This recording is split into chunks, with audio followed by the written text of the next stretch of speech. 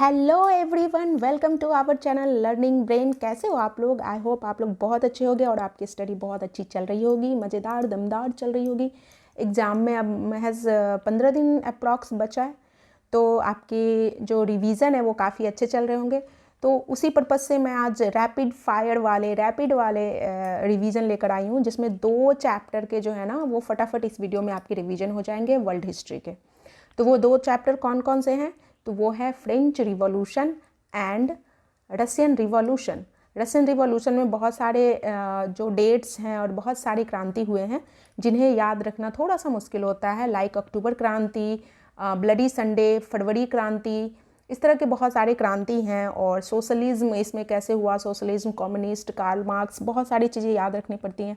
तो इसलिए मैं एक रैपिड रिवीजन की तरह ये वीडियो लेकर आई हूँ, सो दैट क्विकली क्वेश्चन के साथ आपकी रिवीजन हो जाए और बहुत ही कम समय आपके पास है तो कम समय में ही हम ज़्यादा कंटेंट रिवीजन कर सके। ओके, तो बिना कोई देरी के चलिए लेट्स स्टार्ट, हम शुरू करते हैं अपने पहले क्वेश्चन से। ओके, तो पहला क्वेश्चन है, यूरोप के अतिवादी किसके विरोधी थे? यूरोप के अतिवादी किसके विरोधी थे? ओके, तो आपको बताना है।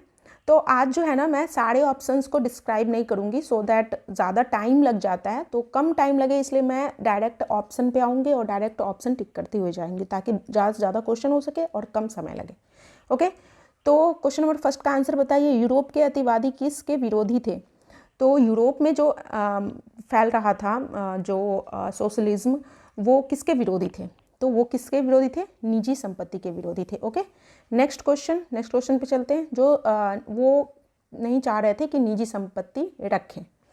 नेक्स्ट क्वेश्चन नंबर 2, फ्रांस की क्रांति कब हुई थी? तो फटाफट बताइए, फ्रांस की क्रांति कब हुई थी, कब होती है? तो 1689 या 1789 या 1889 या 1947? तो आप जानते हैं कि 1789 में क्या हुआ है? फ्रेंच रिवॉल्यूशन, फ्रांस की क्रांति हुई है। और तो ये तो क्वेश्चन यही पूछ रहा है कि फ्रांस की क्रांति कब हुई, तो answer will B 1789। Next question, next है, कब रूस की सत्ता पर समाजवादियों ने कब्जा कर लिया था? मतलब रूस की जो सत्ता थी उस पर समाजवादियों यानी कि लिबरल लोगों ने कब कब्जा कर ली थी? तो बताइए आंसर क्या होगा? क्वेश्चन नंबर थर्ड का आंसर होगा अक्टूबर 1917 में। कब कर ली थी? 1917 में, अक्टूबर 1917 में। नेक्स्ट क्वेश्चन नंबर थर्ड पे चलते हैं। क्वेश्चन नंबर थर्ड है, लिब्रे क्या था? तो ये लिब्रे क्या था? लिब्रे एक फ्रांस की मुद्रा थी। ओके, तो उस टाइम लिब्रे एक फ्रांस की मुद्रा थी। नेक्स्ट, करेंसी थी, फ्रांस का करेंसी क्या था 1789 के टाइम? वो लिब्रे था। क्वेश्चन नंबर 5, क्रांतियों के पीछे राष्ट्रवादियों की क्या अवधारणा थी? मतलब जो क्रांति हुई थी उसके पीछे राष्ट्रवादियों का क्या अवधारणा थी? ओके, तो वे राष्ट्रों की स्थापना करना चाहते थे, या फिर वे सभी नागरिकों को समान अधिकार प्रदान करना चाहते थे, या फिर option number C A and B both, या डी इनमें से कोई नहीं? तो बताइए क्या होगा? तो आंसर होगा दोनों सही है, ए और बी दोनों सही है, तो answer will be both a and b. Okay, वे राष्ट्र के उनको की स्थापना भी करना चाह रहे थे और नागरिकों को समान अधिकार मिले, ऐसा वो चाह रहे थे। तो रसिया में क्या हुआ था, रूस में क्या हो रहा था कि बहुत ज़्यादा मजदूरों को इंडस्ट्री रिवोल्यूशन जो आई थी, इस वजह से मजदूरों को बहुत अधिक काम करना पड़ता था, बहुत ज़्यादा शहरीकरण हो रहा था, गांव से लोग शहर में आ रहे थे क्योंकि इंडस्ट्री बहुत सारे उस वक्त उद्योगपति थे, तो उनके अंदर उनको काम करने के लिए शहर छोड़ के गाँव आना पड़ रहा था। और इस वजह से शहरों में ज़्यादा आबादी बढ़ गई थी, तो गंदगी और उनके रहने का व्यवस्था नहीं था ठीक तरीके से, उनको मजदूरी भी अच्छी नहीं दी जा रही थी।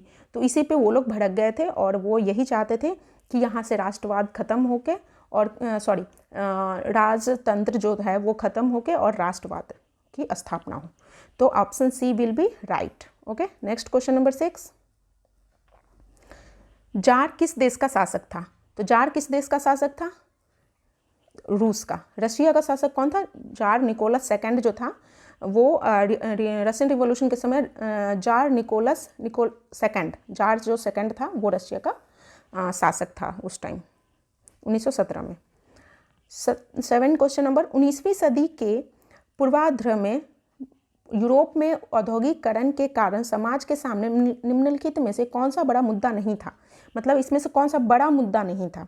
जब 19वीं सेंचुरी के समय में जो यूरोप में औद्योगिकरण इंडस्ट्रियलाइजेशन बढ़ता है, तो वो कौन सा बड़ा मुद्दा उसमें नहीं था? यानी कि इसमें से 3 मुद्दा था और 1 नहीं था। तो काम के ज़्यादा घंटे और कम वेतन, तो ये तो था ही। बेरोजगारी, ये भी थी। प्राथमिक शिक्षा, आवास और जल निकासी, तो बताइए क्या था क्वेश्चन नंबर। प्राथमिक शिक्षा जो थी ये बड़ा मुद्दा नहीं था। उसमें सबसे ज़्यादा मुद्दा क्या था, लोगों को मजदूरी कम मिल रही थी, बेरोजगारी बहुत बढ़ गई थी, आवास, रहने के लिए जगह नहीं मिल रहे थे, लोग टैंकर वगैरह में सो रहे थे, मतलब गंदगी फैक्ट्री से जो निकलते थे वो सब, मतलब पॉल्यूशन बहुत ज़्यादा हो रहा था, इसलिए वहाँ के मजदूरों के, यहाँ के जनता का रहने के लिए बहुत मुश्किल हो गया था। तो इसमें पूछ रहा है नहीं, तो नहीं क्या होगा, ऑप्शन नंबर सी। इसमें शिक्षा का कोई मतलब नहीं था, शिक्षा की कोई इसमें कोई भी शिक्षा से लेकर कुछ भी काम नहीं हुआ था। क्वेश्चन नंबर 8 है, फ्रांसीसी क्रांति के समय फ्रांस पर किसका शासन था, तो बताइए किसका शासन था फ्रांस पर। ठीक है, तो फ्रांसीसी क्रांति के समय फ्रांस पर किसका शासन था, लुई 16 का। ओके, नेक्स्ट क्वेश्चन नंबर 8, रूस में राजस्थानी शासन का अंत कब हुआ, मतलब कि राजा का जो शासन था उसका अंत कब होता है। तो रशियन रिवॉल्यूशन के बाद जो वहाँ का मोनार्की था वो खत्म किया जाता है और राष्ट्रवाद आता है। तो वो कब आता है, फरवरी 1960 में, फरवरी 1917 में, अक्टूबर 1907 में या फरवरी 1910 में। तो क्या होगा, फरवरी क्रांति क्यों होती है, याद कीजिए, फरवरी क्रांति होती है, उसके बाद ही वहाँ पे राजस्थानी जो मतलब राजतंत्र जो चीज़ें थी वो खत्म हो जाती है। तो वो कब हुआ था, फरवरी 1917, तो फरवरी क्रांति के बाद हुआ था। क्वेश्चन नंबर 10 है, स्टेट से क्या अभिप्राय है, मतलब स्टेट का क्या मतलब, अलग अलग राज्यों को स्टेट कहा जाता था, तो क्या ये था, तो नहीं, ये बिल्कुल नहीं था। धार्मिक केंद्रों को स्टेट कहा जाता था, ये भी नहीं। सीधे राज्य को दिया जाने वाला कर स्टेट का, या फ्रांस का सामाजिक वर्गीकरण या विभाजन, तो option number D will be right answer. ठीक है, नेक्स्ट क्वेश्चन चलेंगे। क्वेश्चन नंबर 11 है, अक्टूबर 2017 से पहले रूस का शासक कौन था। अक्टूबर 2017 से पहले रूस का शासक कौन था, तो कौन था, जार निकोलस प्रथम या द्वितीय, तो जार निकोलस सेकंड था। Okay, Nicholas second, tsar Nicholas second जो था वो अक्टूबर 1917 से पहले जो है रूस का शासक था। ओके, द्वितीय स्टेट में कौन लोग शामिल थे, मतलब सेकंड स्टेट में कौन से लोग शामिल थे, तो कौन से थे, पादरी, कुलीन, व्यापारी, किसान। तो सेकंड स्टेट में याद कीजिए, मैंने आपको बताया क्या थे, फर्स्ट स्टेट में पादरी आते थे, सेकंड स्टेट में कौन थे, कुलीन वर्ग। तो दूसरे स्टेट पूछा है तो राइट आंसर विल बी कुलीन वर्ग, यानी कि नोबिलिटी जो थी। क्वेश्चन नंबर 13, 19वीं शताब्दी में यूरोप के रूढ़िवादियों के विचार में क्या परिवर्तन आया, मतलब 19वीं सेंचुरी में जो है, जो कंजर्वेटिव लोग थे उनके जो विचार में क्या परिवर्तन आता है 19वीं सेंचुरी में। क्रांतियाँ लाई जाए, संपत्ति का बंटवारा समान हो, महिलाओं को संपत्ति का अधिकार न दिया जाए, या समाज व्यवस्था में धीरे धीरे परिवर्तन लाया जाए। तो क्या डिफरेंस आया था रूढ़िवादियों में, जो कंजर्वेटिव लोग थे वहाँ के, तो ये परिवर्तन आया था। क्वेश्चन नंबर 13 का क्या होगा, डी, समाज व्यवस्था में धीरे धीरे परिवर्तन लाया। क्या होता है कि इनको पता होता है, जो कंजर्वेटिव्स होते हैं, रूढ़िवादी लोग होते हैं, वो कौन होते हैं, सत्ताधारक होते हैं, जो सम्राट होते हैं, उनके लोग का ये, वो तो कभी नहीं चाहेंगे ना कि राजतंत्र हटके और प्रजातंत्र आए। तो इसलिए वो ना जान रहे होते हैं कि बदलाव तो होगा, क्योंकि फ्रांस की क्रांति से वो लोग जान रहे थे कि मतलब परिवर्तन तो आज न कल आना है, लेकिन वो लोग चाह रहे थे कि धीरे धीरे आए। क्यों चाह रहे थे धीरे धीरे आए, ताकि उनका राज ज़्यादा दिन तक रह सके। तो आंसर क्या होगा, डी। क्वेश्चन नंबर 14, तृतीय स्टेट में इनमें से कौन सा वर्ग शामिल नहीं था, ना क्या पूछ रहा है, कौन सा वर्ग शामिल नहीं था। ओके, तो अदालती कर्मचारी, बड़े व्यवसायी, किसान या कुलीन वर्ग, कौन से शामिल नहीं थे, तो कुलीन वर्ग तृतीय स्टेट में नहीं रहते हैं। कुलीन वर्ग किस स्टेट में आते हैं, तो सेकेंड स्टेट में आते हैं। नेक्स्ट क्वेश्चन नंबर 15, रूसी बोल्शेविक पार्टी का नेता कौन था, मतलब रशिया में बोल्शेविक पार्टी का नेता कौन था, तो कौन था, लेनिन जो था वो बोल्शेविक पार्टी का नेता था। पादरी किस स्टेट के अंतर्गत शामिल थे, तो प्रथम स्टेट, फर्स्ट स्टेट के अंतर्गत शामिल थे। क्वेश्चन नंबर 17, 19वीं सदी के पूर्वार्ध में यूरोप के बारे में निम्नलिखित में से कौन सा आर्थिक परिवर्तन सत्य नहीं है। ठीक है, इसमें आंसर क्या बताना है, गलत, जो गलत होगा वही सही होगा। तो क्या है, नए शहरों की बढ़ोतरी, या नए उद्योग क्षेत्रों का विकास, वायु मार्गों का विस्तार, या औद्योगिक क्रांति। तो 19वीं सेंचुरी में क्या था, वायु मार्ग तो था नहीं, बाकी ये सब तो था, औद्योगिक क्रांति हुई थी, नए शहर का बढ़ोतरी हो ही रहा था, नए औद्योगिक क्षेत्रों का भी विकास हो रहा था, इंडस्ट्रियलाइजेशन 19वीं सेंचुरी में ही होती है। तो आंसर क्या हो जाएगा, वायुमार्ग। इसमें वायुमार्ग का कोई काम नहीं था, ठीक है, ये तो बाद में आया है, तो answer will be C. Next question number 18, फ्रांसीसी समाज में कितने प्रतिशत जनसंख्या किसानों की थी? कितने प्रतिशत जनसंख्या थी बताइए? 90%। Okay, correct answer will B 90%। 90% जो थे वो तीसरे स्टेट में आते थे जिनकी जनसंख्या 90% थी। ओके, क्वेश्चन नंबर 9, रूस में अक्टूबर 1917 की क्रांति के लिए कौन सी तारीख तय की गई थी? मतलब रशियन, सीधा सीधा आपको ये बताना है कि रशियन रिवॉल्यूशन में मतलब अक्टूबर का जो रशिया में 1917 में क्रांति हुई थी, अक्टूबर क्रांति, वो किस डेट को हुई थी, ठीक है। तो इसका क्या होगा, 24 अक्टूबर को। ओके, नेक्स्ट इसका आंसर क्या होगा, 24 अक्टूबर। नेक्स्ट आंसर क्वेश्चन 20, इनमें से किस राज्य को दिया जाने वाला कर, इनमें से किसे राज्य को दिया जाने वाला कर देने से छूट था? मतलब किसको ये टैक्स नहीं देना था, राज्य को जो टैक्स दिया जा रहा था, कौन सा टैक्स दिया जा रहा था? टाइल दिया जा रहा था ना, तो किसको देना छूट था? तो वो पादरी लोगों को देना छूट था। तो answer will B A. Next question number 21, रूस में 1917 में सैनिक क्रांति समिति का नेता किसे बनाया गया था? रूस में 1917 में, ठीक है, 1917 में सैनिक क्रांति समिति का नेता किसे बनाया गया था? तो किसको बनाया गया था? किसको बनाया गया था? टॉटस्की को। ओके, टॉट्स्की याद रखेंगे। नेक्स्ट 22, इनमें से कौन प्रत्यक्ष कर था? तो प्रत्यक्ष कर कौन सा था? टाइथ क्या था? ये तो पादरी लोगों को फर्स्ट स्टेट को दिया जा रहा था, और टाइल क्या था? प्रत्यक्ष कर था। तो answer will be B. Next,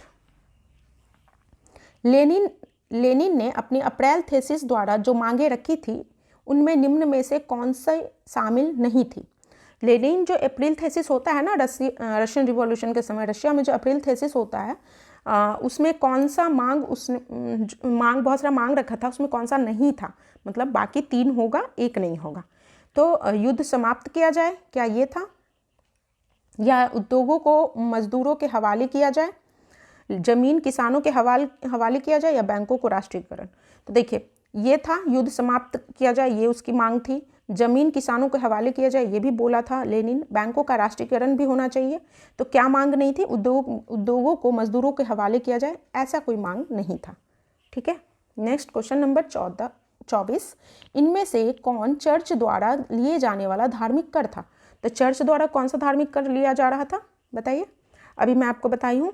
tide क्या था? टाइद और टाइल 2 टैक्स था। टाइल किसको दिया जा रहा था? सम्राट को। ये सम्राट को दिया जाने वाला था, सम्राट लेता था। और टाइद जो है ये पादरी लोगों को, चर्च को दिया जाता था, पादरी वर्ग को दिया जाता था। ओके, तो इनमें से कौन चर्च द्वारा लिया जाने वाला धार्मिक कर था? तो answer will B first. Okay, next question number 24, Soviet संघ का विघटन कब हुआ? मतलब इसका विघटन कब हो जाता है? तो आंसर बताइए 25 का आंसर क्या होगा? 1991 में, ठीक है। 1991 में सोवियत संघ का विघटन हो जाता है और रशिया का स्थापना हो जाता है।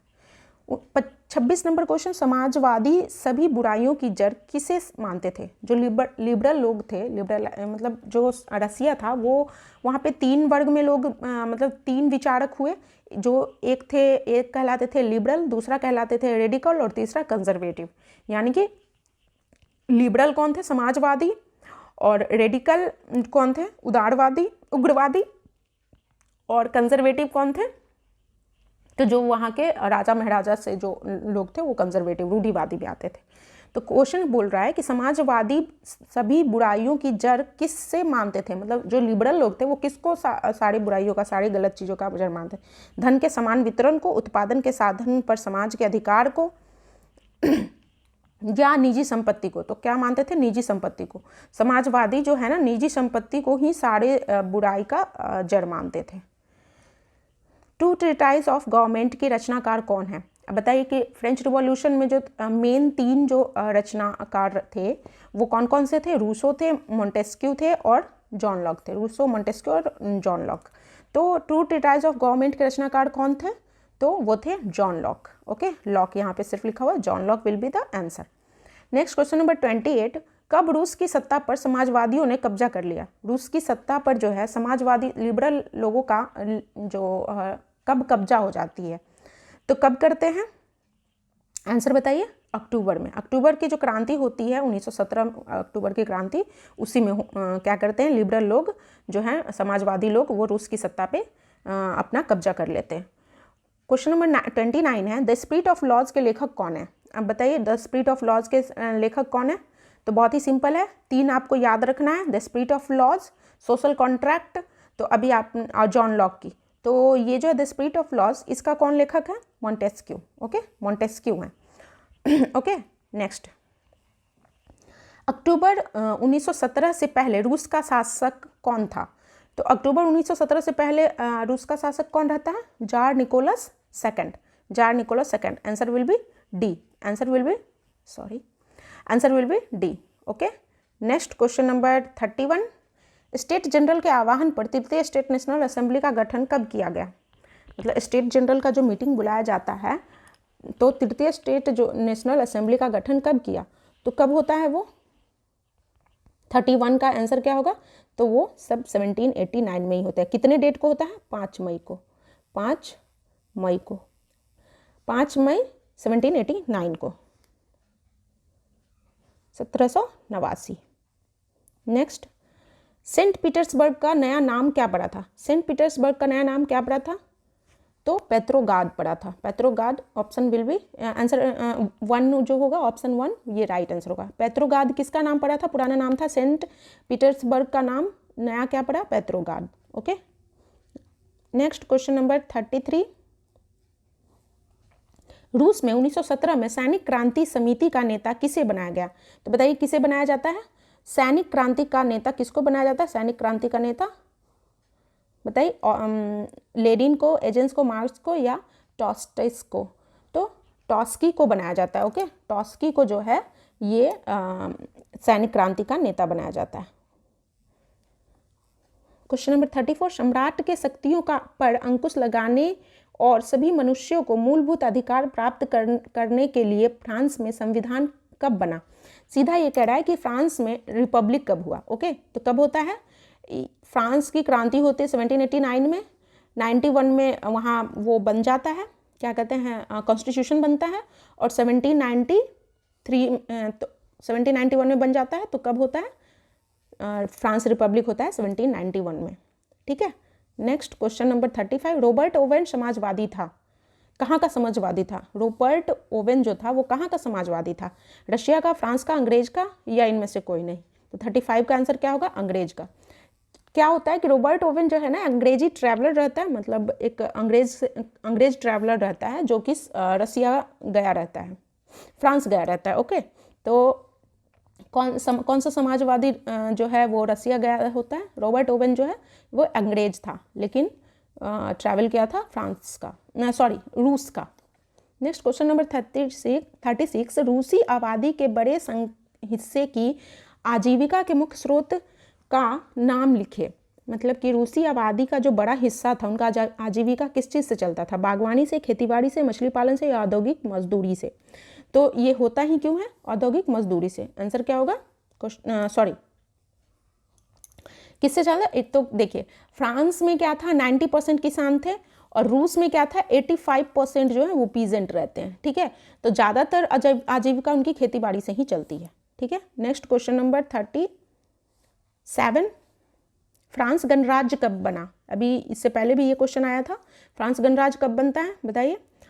37 का क्या होगा? डी, 1792 में।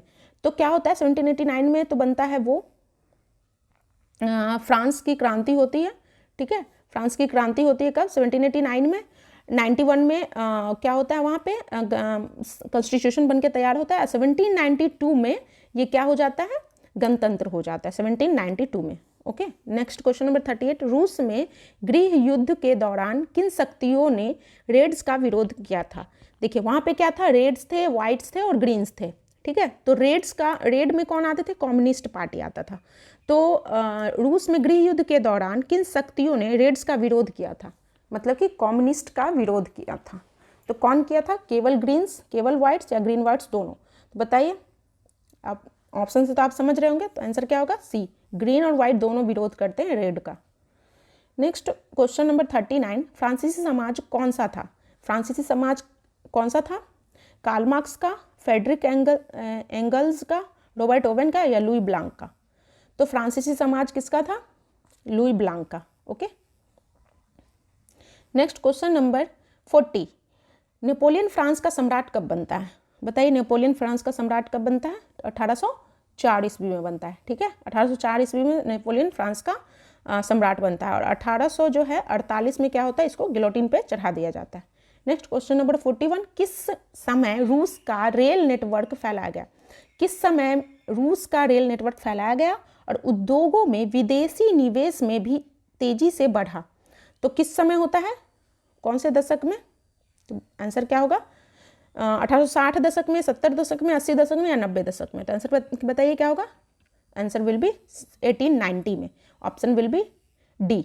1890 के समय क्या होता है, रेल नेटवर्क बहुत तेजी से बढ़ता है रसिया में और औद्योगिकरण भी बहुत तेजी से बढ़ता है और उसी औद्योगिकरण से मजदूर और वहाँ के समाज जो है, जनता जो है बहुत परेशान रहती है, भूखमरी से और बाकी बीमारियों से, गंदगी से, पॉल्यूशन से, पॉपुलेशन से। तो इस वजह से क्या होता है ना कि रशियन रिवॉल्यूशन होता है। ठीक है।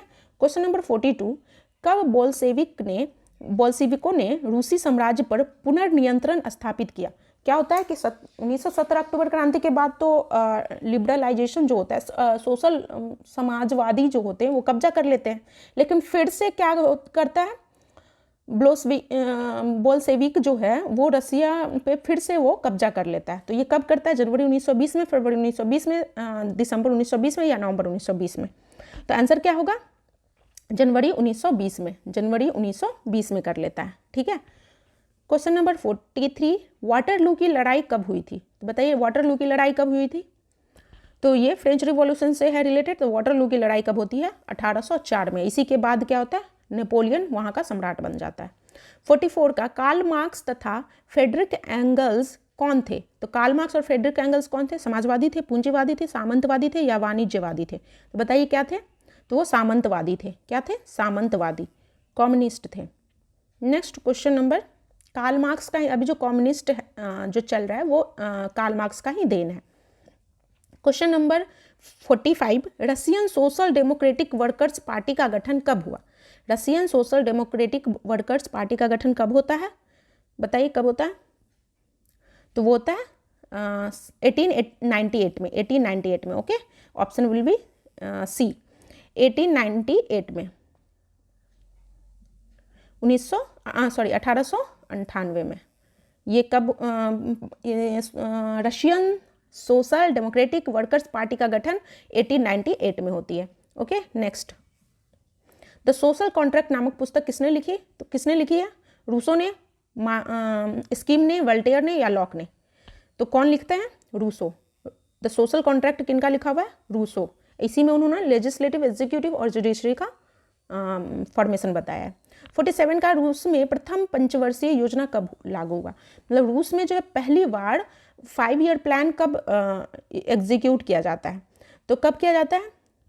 1925 से 30 में या 26 से 31 में या 27 से 32 में या 28 से 33 में? तो बताइए, तो आंसर क्या होगा? 47 का सी, आंसर विल बी सी। 1927 से 1932 में जो है, 1927 से 1932 में पंचवर्षीय योजना सबसे पहली बार रूस में लागू होती है। ओके। नेक्स्ट, रूस में नेक्स्ट तीसरा स्टेट क्या है नाम से प्रचार पुस्तिका, पैम्पलेट किसने लिखी? कौन लिखते हैं? ये तो बहुत सिंपल है, ओबेसिये लिखते हैं। ओके। 48 का क्या होगा? बी, ओबेसिये। समाजवाद का मानना है, अब समाजवाद का क्या मानना था?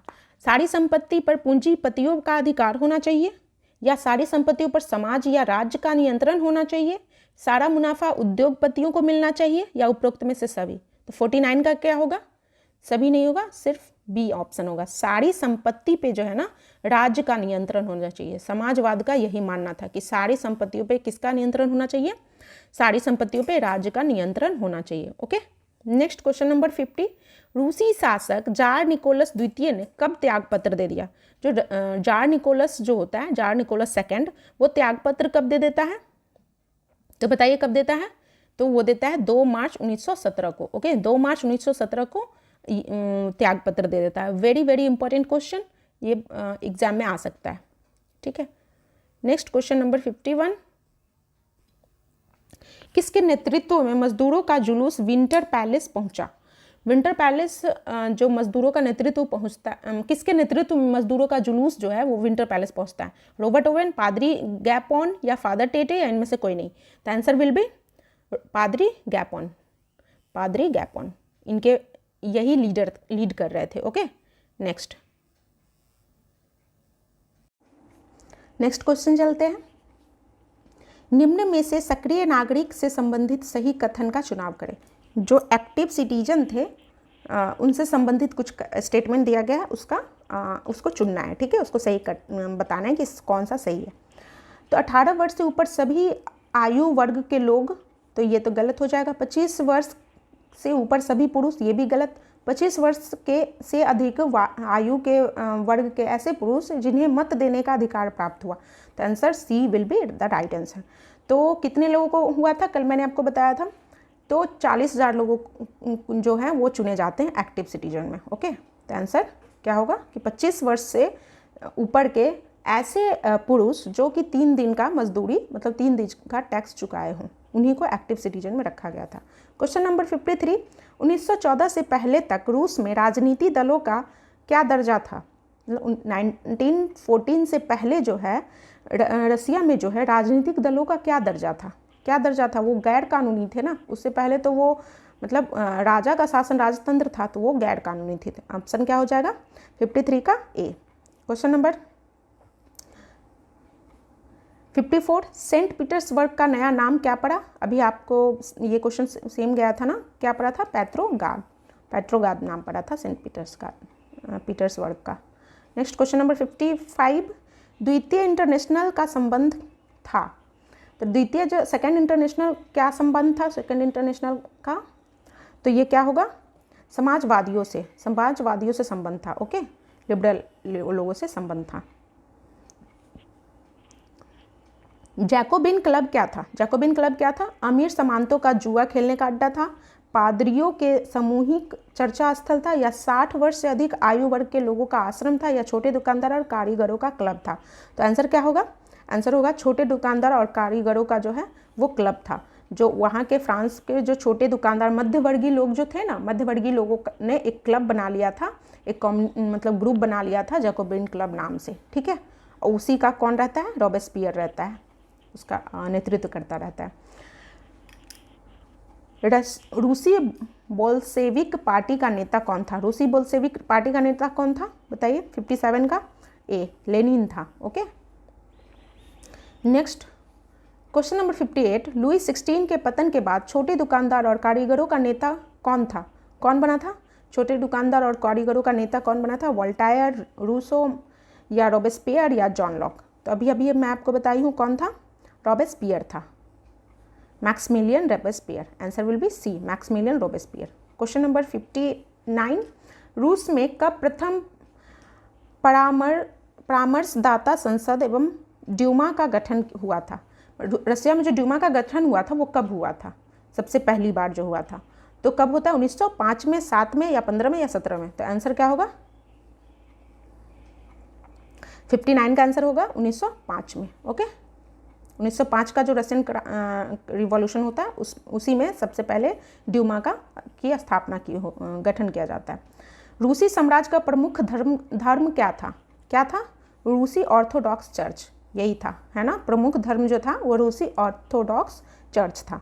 ओके, नेक्स्ट क्वेश्चन नंबर 61, आतंक का राज किसने स्थापित किया? आतंक का राज कौन स्थापित करता है? तो आतंक का राज रॉबेस्पियर, ओबेसिए, या मोंटेस्क्यू, या लुई 16। 61 का क्या होगा? रॉबेस्पियर करता है। और इसको गिलोटिन पे कब चढ़ा दिया जाता है? 1794 में। ठीक है, नेक्स्ट 62 है, रूस में कब प्रथम परमादर्शता परमादर्शदाता संसद एवं ड्यूमा का गठन हुआ? ये तो अभी सेम क्वेश्चन हुआ था ना 1905 में। नेक्स्ट, गिलोटिन क्या था? बताइए गिलोटिन क्या था? कैदियों को कैद करके रखने वाला जेल था, खेल का मैदान था, सिर धड़ से अलग करने वाली मशीन थी, गांव में बैठने वाला पंचायत स्थल था। बताइए क्या था? आंसर विल बी सिर धड़ से अलग करने वाली एक मशीन थी। ठीक है, और इसका आविष्कार कौन किया था? गिलोटिन नाम का एक आदमी था, उसी के नाम पे इस मशीन का नाम गिलोटिन पड़ गया था। अक्टूबर क्रांति प्रारंभ हो, यहाँ पे क्रांति होगा, ठीक है, पे क्रांति होगा। अक्टूबर क्रांति प्रारंभ होने से के समय रसिया का प्रधानमंत्री कौन था? जब अक्टूबर क्रांति हुई थी रसिया में, तो रूस में जब अक्टूबर क्रांति हो रही थी तो उस वक्त वहाँ का प्रधानमंत्री कौन था? ये पूछ रहा है क्वेश्चन। ओके, तो कौन था बताइए? पुतिन तो अभी है, लेनिन नहीं, इनमें से केरेंस्की ऑप्शन क्या, आंसर क्या होगा? केरेंस्की उस समय प्रधानमंत्री था। कब? जब अक्टूबर क्रांति हो रही थी रसिया में, तो केरेंस्की जो था वो वहाँ का प्रधानमंत्री था। 65 क्रांति से पूर्व रूस की अधिकांश जनता का व्यवसाय क्या था? मतलब जब रसिया का रशियन रिवॉल्यूशन होता है उससे पहले अधिकांश जो थे रसिया में लोग, उनका व्यवसाय क्या था? क्या व्यवसाय था? व्यापार, खनन, कारखानों में काम करना या कृषि? तो बताइए क्या था? कृषि। अभी मैं आपको बताई थी ना 85% जो है 85% लोग रसिया में किसान होते हैं।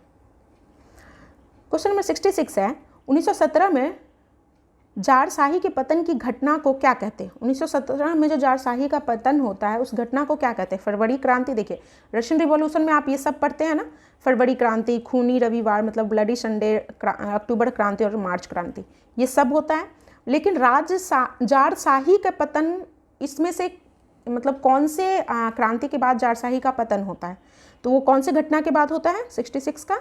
तो वो अक्टूबर क्रांति जो होता है 1917 में, तो उसके बाद जार का जो राजशाही रहता है वो ख़त्म हो जाता है। तो ये जो जारशाही है, राजशाही को ही जार के नाम से जारशाही कर दिया। ओके, नेक्स्ट क्वेश्चन नंबर 67, क्रांति से पूर्व रूस के सूती वस्त्र उद्योगों में हड़ताल हुई। मतलब क्रांति जो होता है उससे पहले मजदूर लोग हड़ताल करते हैं ना, जो कॉटन मिल इंडस्ट्री जो होता है उसमें हड़ताल करते हैं। तो वो कब करते हैं? तो वो करते हैं 1896 से 97 में, ये समय होगा। ठीक है, 1896 से 97 में करते हैं। ओके, नेक्स्ट क्वेश्चन नंबर 68, रूसी इतिहास में निम्न में से किस क्रांति को खूनी रविवार के नाम से भी याद किया जाता है? कौन से क्रांति को खूनी रविवार के नाम से याद किया जाता है? तो वो है 1905 की क्रांति को खूनी रविवार से। क्यों? क्योंकि उस दिन संडे का दिन था और जो है वो क्या किया था, राजा ने आदेश दे दिया था अपने कमांडर को मारने के लिए, तो उसमें बहुत सारे 300 से 400 लोग घायल मर जाते हैं उसको, और रविवार के दिन होने की वजह से उसको ब्लडी संडे के नाम से भी जाना जाता है, bloody Sunday. Okay, bloody Sunday. Next question number 69, jar किस देश का शासक था? तो बहुत सिंपल है, पूरा कहानी तो पढ़ ही लिए, अब आया है क्वेश्चन कि जार किसके शासक थे, किस देश का शासक था? तो बताइए किस देश का शासक था?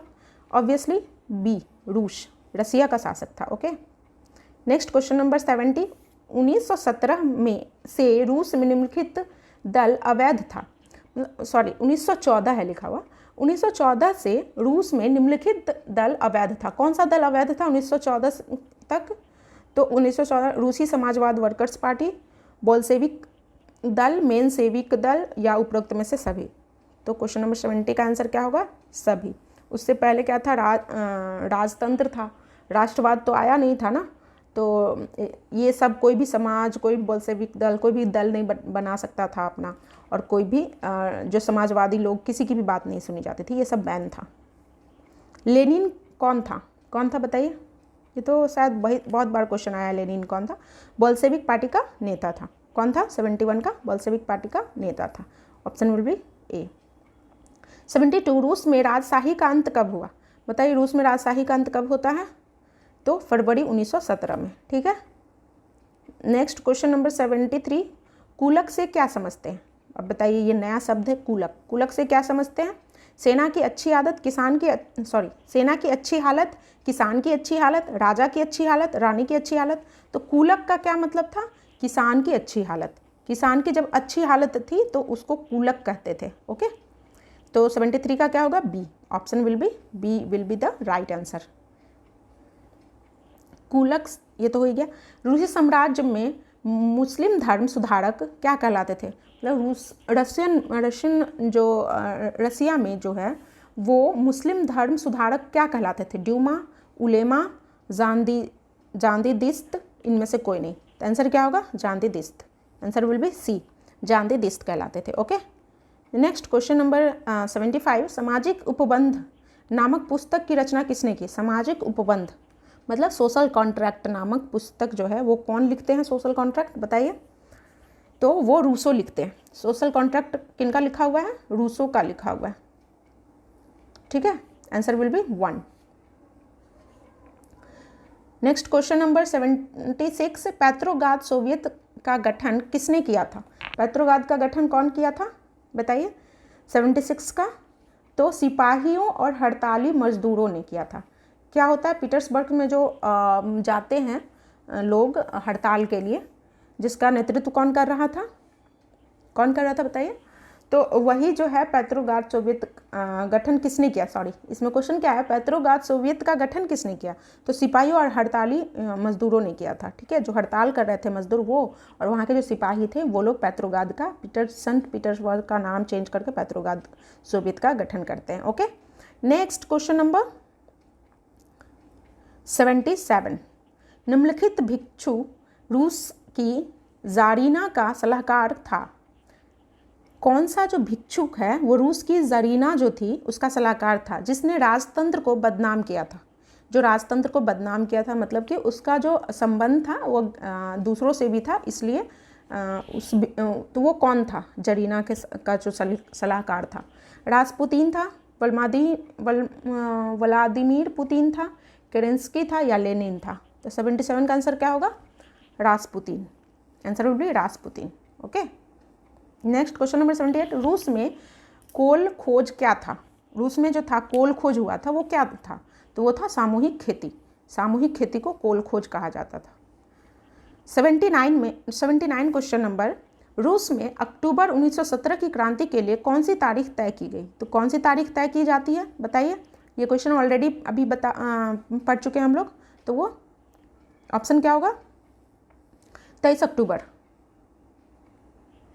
नेक्स्ट क्वेश्चन नंबर 79 का क्या होगा? तो कौन सा डेट तय किया जाता है? Option will B 24 October. Okay, next question number 80, पूंजीपति के लिए मजदूर की मुनाफा कमाता है। पूंजीपति के लिए मजदूर ही मुनाफा कमाता है, यह विचार किसका था? मतलब किन्होंने कहा था कि जो बड़े बड़े इंडस्ट्रियल लोग हैं उद्योगपति, उनके लिए जो है ना मजदूर ही का मुनाफा कमाते हैं। यह विचार किनका था? तो ये विचार किनका था? कार्ल मार्क्स ने, लेनिन ने, किसने कहा था? तो बताइए 80 का होगा कार्ल मार्क्स। कार्ल मार्क्स का ये कथन था। कार्ल मार्क्स ने ही कहा था कि जो ये लोग अमीर लोग हैं ना उनको मुनाफा कमा के ये गरीब लोग ही देते हैं, मजदूर लोग ही। 1929 में किसने रूस में सामूहिकीकरण कार्यक्रम शुरू किया? मतलब सामूहिकी ग्रुपिज्म जो किए थे वो 1929 में किसने शुरू किया था?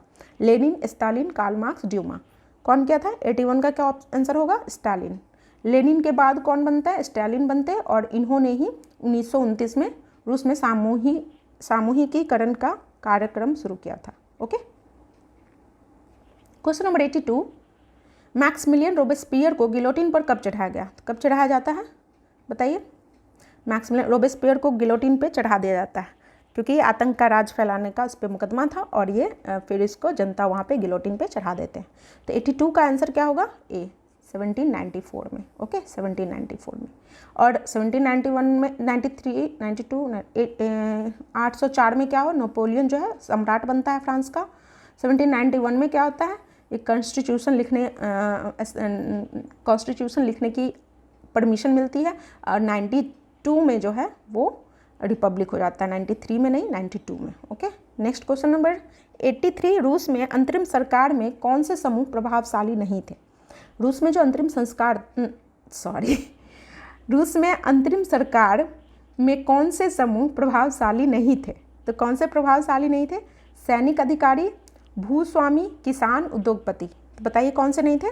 तो किसान नहीं थे, प्रभावशाली किसान नहीं थे, इसीलिए तो ये लोग क्या करते हैं, रिवॉल्यूशन करते हैं, क्रांति करते हैं। फ्रांस में महिलाओं को मत देने का अधिकार कब हासिल हुआ था?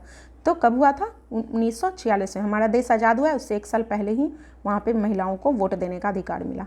लेनिन के बाद रूसी कम्युनिस्ट पार्टी का नेतृत्व किसने किया? तो किसने किया था? लेनिन के बाद कम्युनिस्ट पार्टी का जो लीडरशिप कौन करता है? लेनिन के बाद, तो लेनिन जब मर जाते हैं तो फिर उसके बाद कौन करते हैं? स्टालिन करते हैं। ठीक है, 85 का क्या आंसर होगा? C, option will be C. Question number 86 है, कन्वेंशन ने फ्रांसीसी उपनिवेशों में सभी दासों की मुक्ति का कानून कब पारित किया? तो कन्वेंशन जो हुआ था फ्रांस में, उसके फ्रांसीसी उपनिवेशों में सभी दासों को मुक्त करने का कानून कब पारित हुआ? तो कानून कब पारित होता है? कानून तो 2 बार होता है ना, एक बार कानून पारित हो जाता है, 1 साल के लिए होता है, फिर से वो उस प्रथा को हटा देता है नेपोलियन, उसका फाइनली फिर से होता है। कब होता है? 1848 में। तो ये पहली बार कब हुआ कानून पारित किया गया? तो क्या होगा?